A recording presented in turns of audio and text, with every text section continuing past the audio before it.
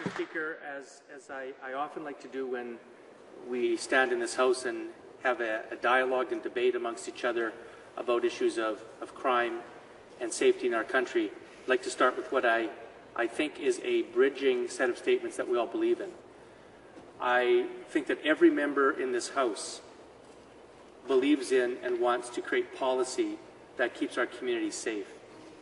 I think that every member in this House legitimately and sincerely wants to make sure that we have a justice system that is efficient, effective, and geared towards the goals that we all hope our justice system would be geared toward, which is to make sure that our justice system accomplishes the goals that it purports to have.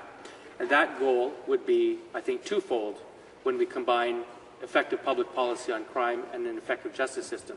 And that is to adopt policies that prevent crime as much as we can from happening in the first place.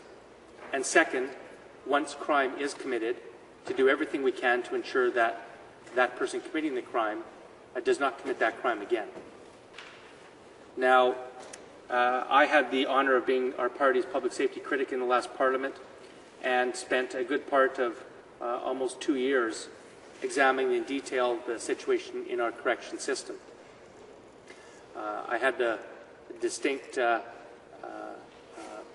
think, honour and I think privilege of touring some 26 federal correctional institutions and seeing firsthand the work that our correctional officials do every day in our prisons. It also gave me an eye-opening experience into the real situation that is occurring in our federal prisons. And I would encourage all members of this House as members of Parliament to do that and to go into our federal institutions and inspect them and learn firsthand what's going on. There's a provision in the Corrections and Conditional Release Act that specifically gives MPs the untrammeled right to go into our federal institutions and inspect them. And I think that's a very important responsibility that we as legislators have so that we can be supervising, monitoring, and inspecting our federal prisons. Now, from my point of view, I'll tell you what I have noticed in visiting those prisons. I have noticed that the people who populate those prisons are, as has been said, among the most marginalized people in society. In general, it is true, I think, that there is a small segment of the prison population that are incorrigible, dangerous, and violent people for whom we have very little option but to keep locked away from society. The Clifford Olsons of the world, the Paul Bernardos of the world. There's nobody in this House that would suggest that those people can be safely or should safely ever be returned to the streets of this country, and they should pay a price for the crimes that they've committed by being incarcerated for the rest of their lives. But we can't make policy based on that small percentage, because what I also saw was that 80% of the people who are in our federal prisons today, men and women, suffer from an addiction. And that's a figure that is widely accepted on all sides of this House. Before the Public Safety Committee, we heard expert testimony after expert testimony from correctional officials, from wardens, from the John Howard Society, from the Elizabeth Fry Society, from all manner of people who all agreed with that figure. 80% suffer from an addiction. Another commonly accepted fact on all sides of this House is that there is a substantial number of men and women inside of our institutions who suffer from mental illness. Now, leaving aside the obvious point that addiction itself is a mental illness, issues like fetal alcohol spectrum disorder, brain damage, low cognition, and those with brain injuries also are disproportionately represented in our prison system. So it leads me to my first point, which is if we truly want to make sure that those people, when they come out of prison, do not recommit offenses, then what we need to do is we need to direct resources at the real problems that they face. And it is true that well over 90% of people in our federal institutions will, in fact, leave those institutions and come back into our communities. They will be walking down our streets. They will be walking down our alleys. They'll be sitting beside us in restaurants. They'll be applying for jobs. They will be members of our community. And so it is only common sense. It is not only from a moral point of view, but it's from a self-interested point of view for us to make sure that we do everything possible when we make policy to try to improve the situations that cause them to commit their crimes in the first place. And that's why the New Democratic Party is a consistent voice for putting resources into crime prevention and into resources that address and attack the fundamental causes of these people's criminogenic behavior where we can do so. Now, what I see in Bill C-10 is an accumulation of ineffective policies to solve a diminishing problem that is inexorably expensive. And I don't see how that is going to make a noticeable dent in the problem that we have in this country.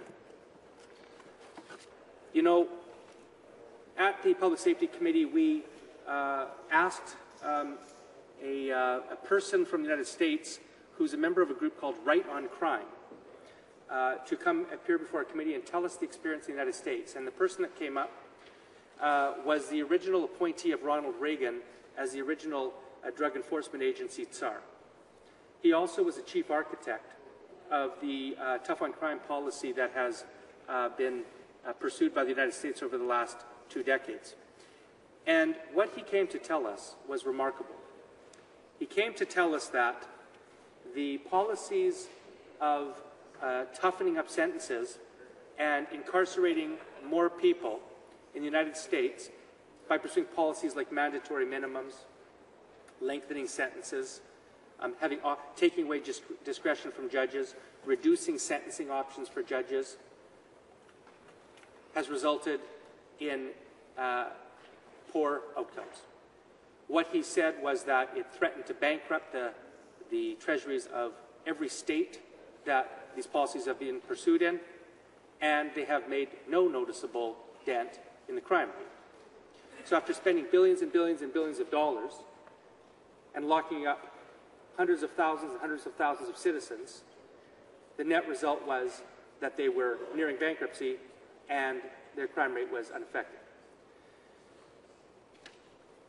I asked in this House questions at that time to members opposite, saying they have the benefit of the Justice Department, they have the benefit of the Public Safety Department, they have access to our civil servants who can access research that one hopes is being done before legislation is being brought before this House.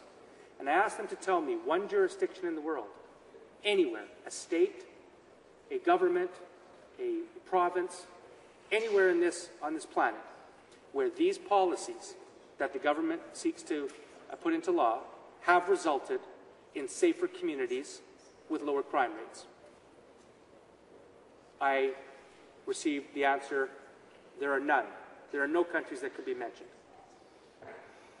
So that's instructive. Before we embark on a policy that's going to cost Canadian taxpayers billions and billions of dollars, I think it's instructive and responsible of us as legislators to do our homework and at least have an even chance of accomplishing the goals that we seek that money to achieve.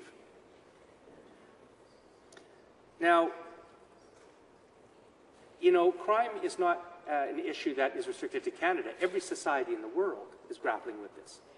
Whether it's Europe or Asia or South America or Africa, crime exists everywhere. This is not a unique situation.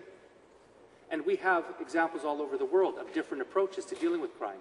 We have very harsh approaches, like this current government seeks to take our country. We have examples of more lenient approaches.